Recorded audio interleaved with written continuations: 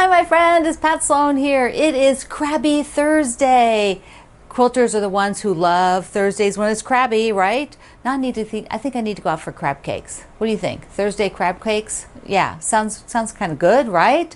So we are making Wendy Shepherd's crab quilt, and it is so fun. I've been showing you different ways to use the crabs, and today we will do the pillow. And then next week we will wrap it up. We will finish up with the crabs. I'm also going to show you trimming the table runner. Since I got the table runner from last week quilted, I need to get the binding. Here's the binding, but I'm going to need to trim it. And I thought I'd just show you that on the job as we're here doing things. Okay, so before we do that, a few other fun things. It is Watermelon Day. And in my book, Quilt the Seasons, this one, which is an older book of mine, I have a watermelon table runner called A Slice of Summer. I think I've since maybe given this away, and I need to make it again maybe with different colors, like more current to me colors. Nice bright red stripe maybe for the watermelon, or red, just some sort of reddy pink for the watermelon. Then the stripes, maybe a little less bold, maybe a little bit more tonal, like less contrast to the stripes. I think that would be fun. Maybe a watermelon green rind. These were done in very folky colors for this book. Here's the back of the book. So I will link you to this. It is a PDF download from my publisher of this book. I'll also link if there's any on Amazon, because sometimes a reseller will sell a printed book, you know, that they somebody's reselling one that they've owned for a while. So I'll link you to that. So if you have quilts with watermelons on it, or table runners, or quilts with watermelon fabric, for a while there was a lot of watermelon fabric, and so I know a lot of you have made things with it. I have also done on our festivals and fireworks from yesterday, I put the little sashing on these, the three block sections. So that's the one that goes on the bottom, because I didn't do the 2 stars for there. But here is the top, which I did the stars. So here it is. So this is how long. See, this is a really great size quilt for anybody. It's going to be super, because like lengthwise, it's a square. So, you know, it is going to be totally, this is touching the ground right now. And so my whole arm is stretched totally upward. Look. Yeah, see? Totally. So it is a great size quilt. So I got that done, which is so good, because that means next week I just do the 2 more side corners for the bottom, and then we can sew the whole thing together for festival and fireworks. I also basted the haunted Halloween. So here it is spray basted. So I've got it sandwiched and ready to do some quilting. Here is the backing. This is what I ended up with. So I just needed the 4, so I kept it with the purples and the grays, which I think turned out so darling. And I got the directions right.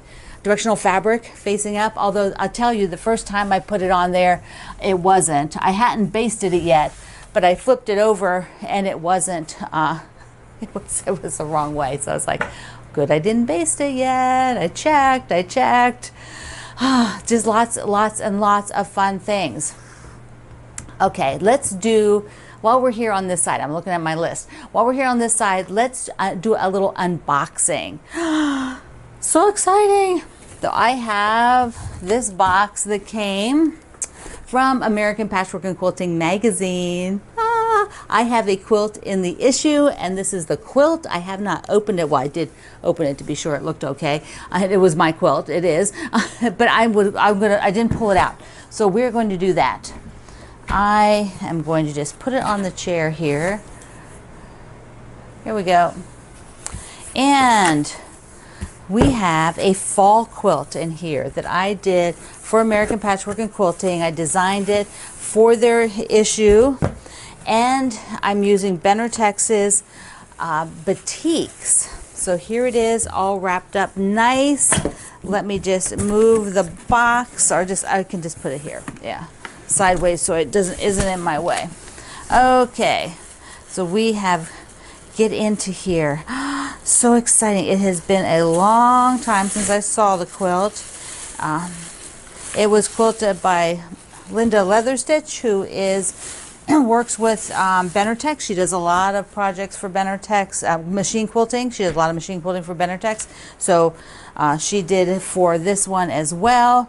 So here we go. Here is the issue, which is out now. It is out now. So if you look at that, this quilt's pretty too, right? That's not mine, but I'm in this issue.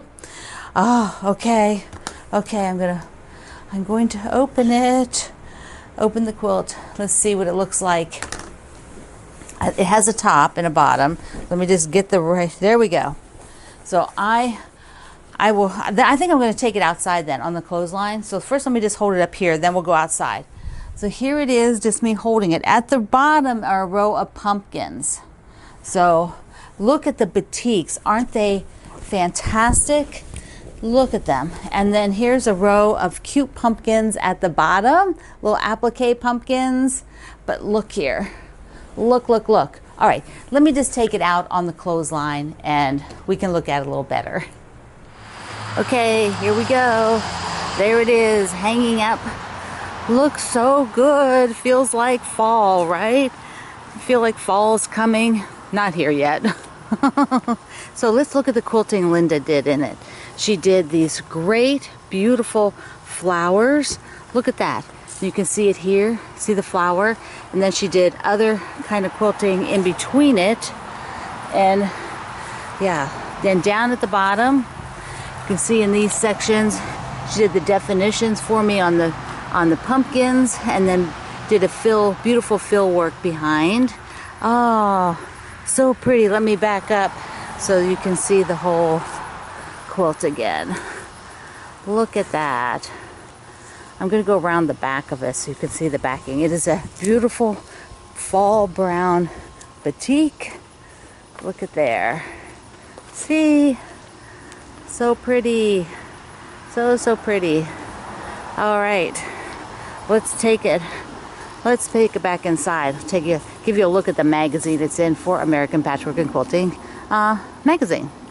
Let's take a little closer look at the fabrics, because I'm using two different palettes from the Bali lines at Benertex. And so one was called the Palettes Harvest, and you can just see, just imagine harvest colors, and the other was the Stone Garden. So there were fabrics from each of those lines, and here you can see the beautiful flower that Linda quilted right where these lighter color ones are. So gorgeous. And then let me show you up close again the pumpkins. Look at these. Oh, so darling, so darling. Now let me show you the magazine. Couple things in the issue. So here it is. It's the one that's out, should be out on the newsstands. If you are a subscriber, which I hope you are, you will be getting it in your mail. There is a section here in the front that shows you all of the projects. There's another one, a cute one, Kitties and Pumpkins from Wendy Shepherd, from my buddy Wendy. This one that's on the cover is Joanna Figueroa's. Just so many darling. Here's houses with looks like little pumpkins in that cross section. So cute. Okay, they also do a lot of tips and they showcase things. So here is about matching your backing seams. Oh, there's a bug that came in. Wait, get away. And here's about doing some of your binding with a stripe. Great tips. So my quilt in here. Look at this. Now, so here's the deal. These are real pumpkins. This is a real fall tree, because I sent my quilt last fall. Almost a year ago for them to do. Yes, you heard that right. I had to make the quilt and send it a year ago, because magazines plan very far out. They do photo shoots in a lot of locations that they go on location. They take them and group them so they know if they have to do a bunch in a certain kind of scene, they'll be sure they have all of those. So we are often working really far in advance. And that was so lovely is about working with Benertex's Bali batiks, because they always have those in stock. So I was able to use something that they always carry. So I'm thrilled they told me like, oh, if you can get it, then we have the perfect location. Isn't that? I think it's perfect. It's perfect. And then I'm just delighted that they did an entire page about my work with American Patchwork Quilting magazine, asking me questions, showing some of my, this was my very first project I did with them. I mean, I must have done, I don't know, 50 projects over the years with American Patchwork, including hosting for 10 years their podcast. I hosted American Patchwork Quilting's podcast for 10 years. I produced it and hosted it. I basically ran it for 10 years. So yeah, that was so exciting. So let me show you one more thing in here. I have to show you Wendy's because so cute. Look, look, look, look. The kitties and the pumpkins. And then towards the back, one of the editors did extra little one. Here, look, they did it with pink kitties, and they had a paw print fabric for the border. How cute is that? All right, so you got to pick this. You got to pick up this issue, and you should subscribe because, you know, it's the best quilting magazine out there. It really is. Okay, let's go on to something. Let's go on to the crabs. Let's go back to the crabs. The table runner is quilted, and I started to trim it. You'll see here, I started to trim it, and then I thought, you know what, I think I'm going to show you what I'm doing while I'm trimming it. So here it is, all quilted. Let me get you up close. Oh, I think you can see it really good there, right? You can see all the lines. Yeah, so I did the wave stitch across it. Ah, it turned out so cute. Now I am using, let me just lay this down on the table. So I am using the big 20.5-inch square. This 20.5-inch square ruler. This is the one that I'm using. I use Creative Grids. I really like their rulers the best. I think that the lines are the best. This is an older one. They do have newer style lines, which I think are much better. But I've owned this one over 20 years. And so I don't, you know, it's not that we use the 20-inch one all the time. So right now I'm not buying a new 20-inch ruler, but someday I will probably have to. Okay, because I have this nice big ruler, let's see, oh, that's gonna be too light. All right, hold on, let me see if I can get rid of that glare. Lighting is the bane of my existence. Ask anybody who does video. Lighting, lighting, lighting. So I had to turn off all the lights till I found the one that was causing the glare. Okay, here we go. I am taking my big old ruler, and it's basically 18 inches. And so I want to go ahead and keep it 18 inches. So I'm going to have this right side is right on the outer edge, and on this left side I'm keeping it right on the 18. And so I will trim like this and make it nice and straight. Over there I've already done some. I'm just going to keep it, you know, I'm going to slide everything forward now so that I can trim some more. And what this does is when you have this nice big ruler, you have a lot of surface. You're not shuffling your ruler. Your ruler is stable. It is also holding down the entire project, and it makes everything nice and trim. So it's like I'm on the outer edge, but I'm also checking this line that I'm about 1/4 of an inch from the seam, that first line, and over here on the outside, this 18-inch should still stay on that outside, and the one on that's near this seam is also about 1/4 of an inch. So as long as I'm keeping all that, then I'm straight, and I'm just trimming the right side because I'm right-handed, and I'm trimming the right side first. And now at this point I can trim past the end, right? And then I will rotate Mr. Crab. Oh, I'm going to cut this off too because I don't need this stuff hanging around. And now I will swap Mr. Crab out and do the other side. And so it's nice and even. Your big ruler can be used like this for so much trimming. Trimming your quilts, you know, getting your corners first so they're nice and even. So up here I want the straight line, and if you want, you know, you can, since it's white, it's kind of hard to see. Plus I had to turn off a lot of lights. But I can see it up there. So I'm going across, and then now I will go on the end. Okie doke. So from here, I will just slide down, and you know I trimmed a little bit already. Remember when I showed you at the beginning, I'd already trimmed some because I'd already trimmed the other end and trimmed one side.